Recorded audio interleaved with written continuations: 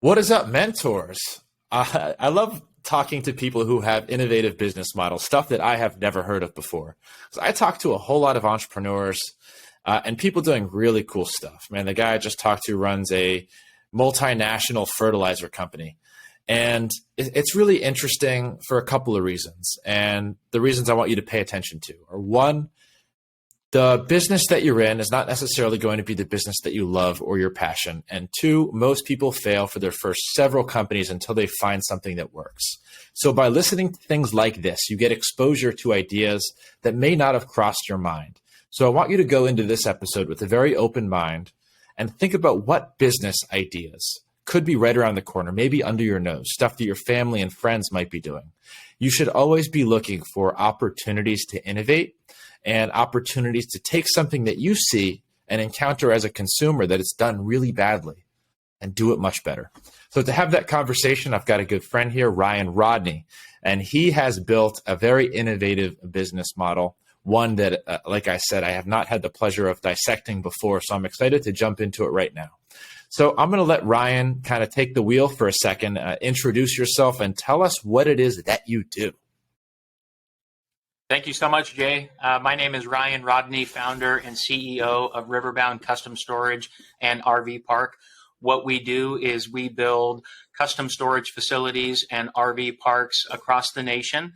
We have our flagship property located in Lake Havasu City, Arizona. It's right on Highway 95, about 8 minutes north of the city limits.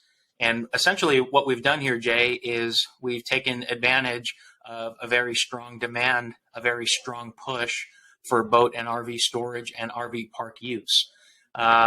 If you look at the concept, it's unique for a handful of reasons, but the one that sticks out the most, and I think what separates us and puts us in a different category compared to most, is the fact that we've taken luxury storage for boats, RVs, campers, off-road toys, and we have essentially blended that with RV park use. So we have taken the two industries and we have put them underneath one umbrella, and we've called it Riverbound Custom Storage and RV Park. I'd love to know your thought process going into fusing the two ideas. Was it just like, all right, I can have this land and I want to have it as unmanaged as possible. So what are my options here? We can storage. Obviously, it doesn't require too much service on your part. And RV parks, it's mostly self-service as well. Does that sound about right? How did you get the idea to host those two different businesses within one umbrella? Sure. Going into it, our original concept was just going to be standalone luxury storage. We wanted something to really stick out. And then we kind of got into the details. We got into the design, and we looked at comparables. We looked at RV parks in Lake Havasu and, Northwest Arizona as a whole. And we just started to scribble on the back of a napkin, and we're like, well, let's take, our concept that has low overhead, traditionally storage facilities and RV parks. To your point, they have low operating expenses. So we loved that. And we said, well, we don't want to just be another storage facility on the block. How can we throw a little twist into this and, make it unique? So we came up with a building design, fantastic team of people that we put together, and we just started to really drill down on the design. And we said, well, if we take, a luxury storage unit that's fully insulated, we spare no expense on that design. If we attach a scenario where somebody can stay there as well and have full RV hookups, put the two together, we came up with our configuration that has the storage unit concept, and attached to that is a lean-to where a camper or RV or whatever can pull in and have their water, their sewer, and their electrical. So then that opened up a can of worms. We said, okay, if people are going to, be here 6 months or even a year, full time, we've got to put in some amenities to keep them busy. So we got into fuel pumps. We got into a convenience store, golf driving range, dog park. Go to the website and check it out. It's just like people were like, well, this is kind of like Disneyland out in the desert, which is pretty cool. That is pretty cool. And a couple of things I want to harp on for entrepreneurs who maybe don't own storage facilities, but still want to get some value out of this lesson is that you had an idea that was already being done, and you had most of the pieces in place to add this, additional layer of service on that was going to increase your revenue. And it might not be an RV park. You might have an agency. I mean, you might have a brick and mortar store, but start thinking about what other things can you add on that you're already built for, that you already have the staff for or the space for, that can increase your bottom line. And I think this is a great example of you thinking outside of the box and doing exactly that. So tell me, what has been the effect since you added this accessory service? Have you seen, revenue increase? Has it brought people who may have been looking for item number one to purchase item number two, and vice versa? Sure. At the very start of it, because it was, quote unquote, one of a kind, our sales were very stagnant because it really hadn't baked itself or worked itself into the marketplace. So there were a lot of people that were driving up to the facility, they were touring it, and they're like, well, I just don't know. I don't want to be the first one in. They didn't really want to absorb that kind of risk because there was really no community at that point. And we just made some adjustments. I think any entrepreneur that's going to start any type of business, just a couple words of advice: be ready to pivot, be ready to change up your business model. You might think that you have it down pat from the get-go. If that's the case, then you're very lucky, but just be prepared to have an open mind and, make some changes until you find that, that sweet spot. So I would say what has really come about and brought a tremendous amount of value to our bottom line is the fact that we have built a community at Riverbound, which was something I really kind of underestimated, because we have that living component with the RV park use, and folks are able to stay there year round. These people are calling Riverbound their home. They've literally sold their home. They've downsized, moved into something a little more recreational and, quite frankly, a little more economical for them. And we have really blossomed the community aspect of it. And that has been fantastic. And, since COVID reared its ugly head, just being outdoor recreation as a whole, if we look at the numbers and the statistics, anything outdoor recreation related is on fire. So after a few residents moved in, they told their friends and their family, and they kind of followed suit. We really beefed up our marketing. We adjusted our prices, made some changes to the overall business model. And now we've got some 90 or so residents in phase one of our project. And, they're hanging out together. They're sharing appetizers. They're watching games together. They've made friends. And the community aspect of it, to answer your question, has been a pleasant surprise. Such a cool thing. A couple of points I want to dive a little bit deeper into. One is, you mentioned be ready to pivot as an entrepreneur, and I agree with you. I think it's so important, especially when you talk about trying to innovate and come out with new ideas and try to educate people about something that they're not already looking for. It can be a challenge. And a lot of entrepreneurs are shocked that people don't actually want what they're selling. Not necessarily talking about your idea, but definitely important for entrepreneurs and business owners to leave your ego at the door.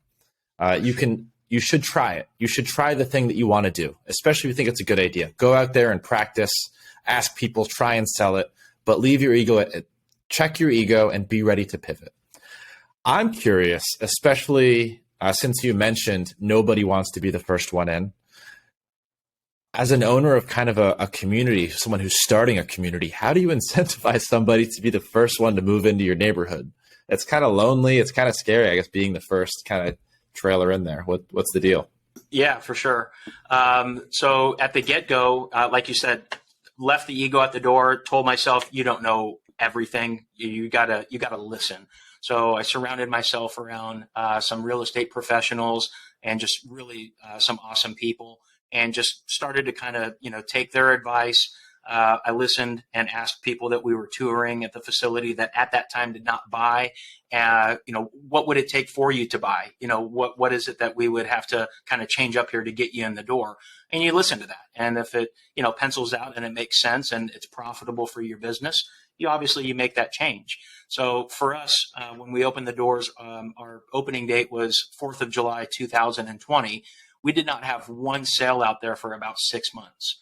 Wow. And we had been building the facility for close to 2.5 years. So just imagine the pain and the uncertainty, that was going through, my noodle and everybody else that was, on board and part of the team. We're thinking we have a white elephant here, Yeah. but we hung in there, we doubled down, worked that much harder. We threw some concessions out there to the market. We threw in some, for an example, a free epoxy floor. We threw in a free air conditioning. We waived some of the association dues. So we threw some bait in the water to kind of see how that would work. And we ended up 6 months later, we had, 1 sale, 2 sale, 3 sales. And then January 2021, it was like the deal gods opened up, and it was just an onslaught. It was just one sale after another, and it felt good. And I look back, I kind of reflected. I like to meditate in the morning and kind of put my plan together. And part of that, I was like, it was worth the pain. It was worth the 3 years of extremely hard work, 7 days a week, constantly on the phone, constantly emailing. I mean, no break. So as an entrepreneur, give you some advice, just be prepared to become a workaholic.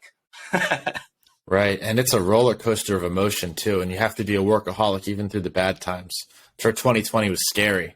And a lot of people, I'm sure, would have given up 6 months in, and no one's buying what they're selling. But you never know. And, when you're 2 inches from gold, and sometimes it's one offer, one tweak, one change in your marketing and your message, and then everything changes for you. So walk me through, I guess, your biggest challenge attracting people, because you must have made a change. Something must have shifted. Maybe it was a single concession or a single person referrer that was sending you business. Like, what was the difference maker for you? That's a good question. We definitely got more aggressive with our marketing, with social media, and just really diving into, the community and spreading our wings and all of our efforts there. We became a member of the Chamber of Commerce, and all of the contractors that we used to actually build the facility, they jumped on board. So we just started to kind of break it down with them and chop it up. And, they actually started to, help us out and market it with us, because they knew that if this was going to be successful, that they would have a job in phase 2. So we kind of reverted back to the team and all of the folks that helped us, bring it to life up until that point. So it was really, a team effort. And I just think it was timing. It was just, piece by piece, you get one tenant in there and another one. And then, like I said, I think the referral aspect of the business really kicked in. And before you know it, people were actually calling up over the phone, sight unseen. They didn't even go and check it out. They just saw the website. We made a lot of changes to the website that really enhanced that, so people could, see it firsthand. And they were calling in over the phone, "I'd like to buy a unit." I was like, we went from, 6 months of crickets to now somebody calling in over the phone and buying a unit. So it was great. And you said one other thing that I think is impactful, and that was when someone wasn't buying, asking for feedback, like, what could we have done different? What can we change? And I think that's a really important lesson for entrepreneurs. We have so many blind spots, especially since we're so distracted with sales, marketing, operations, systems, leadership, that it's hard to identify where we could lose somebody. It could be as simple as a word, something that they saw while out in the field, an interaction they had with someone on your team. And it's hard to find those problems and make those changes if you don't ask. So asking is so important. How did you implement kind of feedback in your process? Where do you implement it? Is it just on sales calls? What do you do there? Well, the staff that we had and that we currently do have that runs operations, all the way from our general manager to our store clerk to our maintenance. We also have full-time real estate agents. And that was one thing that we would, bring up in our meetings is, when we're taking folks out for tours, let's, absorb the information and the comments that they're making, whether it be, the gravel on the ground, or, what was your first impression of you coming into the facility? Just the little small things that you can change up that might make a world of difference. So to answer your question, it was the people at the facility, that were just keeping their ears to the ground. And then I would reconvene with them as the owner or, developer, whatever. And I would listen to, their feedback that they would get firsthand from the people that they were taking on tours. And I would take notes, make the adjustments, make the changes. And then before you know it, we had, a fine-tuned machine. So it was just a matter of listening, using your ears and applying, the feedback. It's a process for sure. Now, talk to me, Ryan. What does scaling this business look like? What are your plans? How can you get to the next level? Is it expanding the current location? Do you want to be all over the country? You want to dominate California? What does the next step look like? For sure. Thanks for asking that. Our next step, we just purchased a 50-acre parcel outside of Boise, Idaho. So we are in the process of moving dirt and improving that piece of property. I would love to go nationwide with it. I don't see why not. We've got a couple other properties in Arizona that we have acquired as well. I think it makes sense to, dominate the market that you're currently in to the best of your ability. And obviously it gets excessively hot in Arizona during the summertime. So I think having the Idaho alternative will be a nice trade-off for the customers if they want to, purchase a unit there. They can get away from, the super hot heat in the summertime and go enjoy, the mountains up in Idaho and have the same concept, the same type of, building configuration and amenities as they have at Riverbound. And I got turned on to Idaho for a couple of reasons. It's a pro-growth market. Very pro-business, but I was looking at our list of customers that we have in phase one at Riverbound, and I noticed that a chunk of them were from Idaho.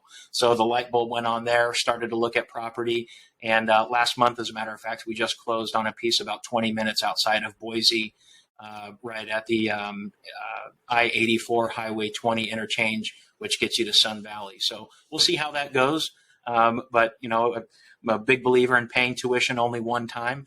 I want to, take, the lessons learned and the mistakes that we made at Riverbound and go into our expansion, with a better idea of, how to avoid those certain mistakes and, just run it, hopefully a little better than the way that we're running it now. You learn a little bit each time, and it's a process for sure. Now, for the listeners who are like, I want to open a mobile park home or a storage facility, this sounds like something that maybe isn't the best first business idea for entrepreneurs because it takes a lot of upfront capital. At least it sounds like it does. So I'd love to hear kind of your entry into the industry. Was this your first company? Where did you get the initial investment? Was it a big initial investment? It was. You're talking about 160 acres of land that we acquired. This was my first company that I was the sole owner of. Previous to that, I worked for an organization and did really well, learned a lot at the employee level, and an opportunity came my way to kind of branch off and start, my own enterprise. So, your own blood, sweat, and tears, you put in, a lot of your own money and, your family and your friends, you sit down and, you run the idea by them, you tell them that you're all in and, this is the way that you're going with it to kind of get that original seed money. And that's what, helped us, get things started. So since then, we've done pretty well in, working with our investor group. They're sharing in the profits from sales at Riverbound. And, they're all very pleased because it's working out. So I think as an entrepreneur, you need to be ready to not just, become a workaholic, but also, be prepared to, get your hands on, whether it be using a bank or whether it be using friends and family. You're going to have to kind of juggle that aspect of it as well, because you're going to be managing, a nice chunk of cash, and you want to make sure that, you put yourself in the best possible position to win. And, I'm big on integrity. You do what you say and say what you mean. Somebody trusts you with, their investment dollar. You want to make sure that you're putting a pair of boots and a pair of suspenders on it and making it work hard. Right. As soon as you take your family and your friends' money, you're not just losing your own stuff. That is a scary thought. I'm glad that everything worked out in that initial investment. And definitely something to consider for people listening to this. There's a lot of businesses that do require some upfront investment. And there's a couple ways to go about it. You can approach an angel investor, or you can go with friends and family, which is going to be much easier and more trustworthy money. But again, you're not just playing with your own life savings anymore. So Ryan, congratulations that's all been successful. Just a couple final questions here that I like to ask all of our guests here on Mentors, and we can do this kind of rapid fire style. But one, is there any business guru or coach that is publicly accessible to the listeners that's been helpful or inspiring to you along the way? Someone people can find on YouTube and social media. To be honest, I've just had really good friends around me that have pointed me in the right direction. That not necessarily, a coach or a mentor, even though I'm a big believer in, coaching and having a mentor. I don't really know how to put my finger on it, but I guess I attracted some really awesome people that, kind of filled that void and, put me kind of on the right track in terms of, just good work ethic and, fulfilling, what you're going to set out to do and kind of helping you see things, that you don't necessarily see or know about yourself. So, that was, an eye opener. So just along the way, I think it's important to surround yourself around successful people and people that are, driven to do the right thing. I'm just a big believer in getting myself around, my kind of people, good people. Right. And what's way more important than a good mentor is good friends. There's never been a truer statement in personal development that you are the sum of the 5 people that you spend the most time with. I believe that wholeheartedly. Last question, Ryan. Is there a single book that you've read that's inspired you that you would recommend the listeners go and check out? I love the Holy Bible. That's a good one. You could start there. Along the way, just reading a lot of inspirational stories. Not a single book in particular, but just reading success stories has kind of kept me on that right track. Just constantly, filling my head up with success stories, entrepreneur stories, people that, fell flat on their face and got back up and did it again. I love that mentality, that growth mindset, and just kind of involving and reading about people that have started, from nothing or, in, a down and out type situation and just buckled down. You can't deposit excuses down at the bank. And just that mentality of really, rolling up your sleeves, keeping your nose to the grindstone. That's, my type of reading. So, that's where it's at. I love that you said that. My favorite thing to consume, it's not books, it's not courses, it's how I built it videos and interviews with really successful entrepreneurs. Because I feel like you get more from that, from seeing the mindset, seeing the struggle, how they adapted. And it just shows you that you can do it too. They're not much different than I am. They built a multi-billion-dollar company. I can do that too. Ryan, for people that really liked hearing from you today, where is the best place to follow along your journey and get in touch? Sure. I would start by checking out our website, riverboundcustomstorage.com. From there, you can go to our YouTube channel. You can check out our Facebook and just kind of follow some of the social media. And then from there, we've got an open door policy here at our corporate office. You can swing by anytime, swing by the facility in Havasu. At any time.